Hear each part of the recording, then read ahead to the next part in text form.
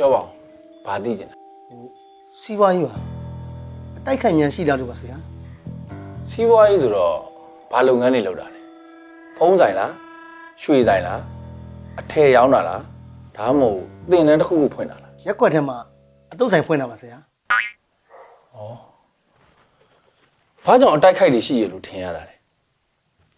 ဒီလိုပါဆရာကျွန်တော်ရဲ့အတုပ်ဆိုင်တွေကနေရောညပါအရင်တော့လူရမ်းစီတာဆရာရဲ့ခုတော့တော်တော်ကြာပြီလူကိုသိမ့်မစီတော့ဘူးဆရာရောင်းလဲရမ်းပါတယ်အရင်တော့ဆိုရင်ကျွန်တော်ဆိုင်တွေကရောင်းအားကတရက်ကို10 သိန်းမို့ကိုရောင်းရဝေါအခု9000မို့မနေ့ရောင်းနေရတာဆရာကြီး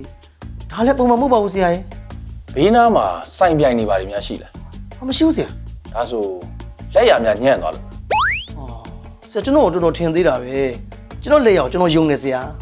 ကျွန်တော်ဘယ်သူ့ကိုမှမတုတ်ခိုင်းဘူးကျွန်တော်လက်နဲ့ကျွန်တော်ကိုယ်တိုင်တုတ်တာဆရာ တေးကြပြီ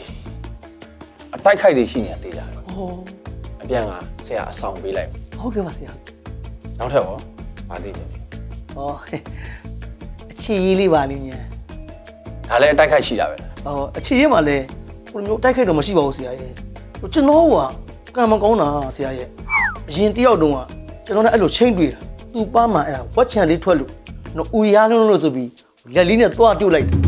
အဲ့နောက်နေ့သူ့ပါတစ်ချိန်ရောင်းလာတယ်ဆိုပြီးကျွန်တော်ပြဿနာရှာရင်နေ့လက်နဲ့တိုးလိုက်ရင်တဲ့ငါတခုခုဖြစ်တာပဲတဲ့ဒါကြောင့်မို့နင်တို့လိုစကော်ပီယိုင်နဲ့မတွဲချင်တာလို့ပြောတော့ရန်ဖြစ်ပြီးပြက်ရောဆရာကြီး ဩစကော်ပီယိုလောက်ပါဘယ်နဲ့စကော်ပီယန်မှာလဲစကော်ပီယို စကော်ပီ နောက်ထပ်ရောဘာသိချင်လဲ ဟောနောက်ထက်ကဆရာဟိုကျမ်းမာကြီးကျွန်တော်ဒီရပန်းကျမ်းမာကြီးတော်တော်ထူခြားတာ ရပြီမင်းဒီရဲ့ပိုင်းဝင်းခဏခဏပြတ်မယ်ပြီးရင်ဘိုက်နာမယ်ကြွတ်တက်တယ်လို့တွေဖြစ်မယ်ခေါင်းတွေမူးမယ်မောမယ်ပြီးရင်ယာဒီတုပ်ကွေးလို့ကိုဗစ် -19 လို့ဆိုနှာစီးချောင်းဆိုးတွေဖြစ်ပြီဆိုမင်းထိတ်ဆုံးอ่ะမင်းခဏခဏဖျားမယ်ဟုတ်တယ်မလား ဟာမှန်လိုက်တာဆရာရဲ့ရမ်းမှန်တာဟုတ်တယ်ဆရာ တေးကြနေပြီမင်းမှာအတိုက်ခိုက်ကြီးကြီးကိုရှိနေ ဟုတ်တယ်ဆရာ ဆရာအဆောင်ပေးလိုက်ရော့ စက်ပြာကြီးအဲ့မှာတော့မလို့ဆရာရဲ့ဟာတပါဆိုင်လို့တော့ မင်းရဲ့အဓိကပြဿနာတွေအားတော့ဟောဒီလက်ကြောင်ဖြစ်နေတာနော်မင်းဒီလက်ကိုတန်တန်ရှင်းရှင်းမထားလို့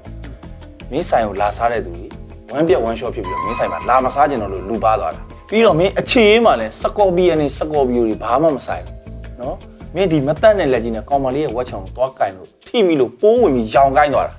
အဓိကဒီလက်ကိုတန်တန်ရှင်းမထားလို့ ဆရာပဲပြောတော့အတိုက်ခိုက်စု အေးလေမင်းကိုတိုက်ခိုက်တယ်ဆိုတော့ဟောဒီလက်မှာရှိတယ်မမြင်ရတဲ့ပိုးမွားတွေကတိုက်ခိုက်နေတာအားကြောင့်မင်းခဏခဏဖျားမယ်နာမယ်နှာစီးမယ်ချောင်းဆိုးမယ်အဲ့ဒါတွေဖြစ်နေတာ ဟာဆရာစက်ပြာကြော်ညာနေတာပဲ ဩမင်းဆက်ပြကြောင်ကြတယ်ပြောငါဘာတစ်စိတ်သုံးလို့ပြောနေလို့လဲလက်ဆေးဖို့ပဲပြောတာလေအဓိကလက်ကိုဆက်ပြနဲ့စက္ကန့်20ကြာအောင်စေးရေအလွယ်တကူမရတဲ့နေရာမျိုးဆိုရင်အကိုအနည်းဆုံး60ရာခိုင်နှုန်းပါတယ်လက်တန့်စေးနေတော့အဓိကဒီလက်ကိုတန့်ရှင်းအောင်ထားဖို့ပဲအဲ့တော့ဆရာအဆောင်ပေးလိုက်မယ်လိုက်ဆို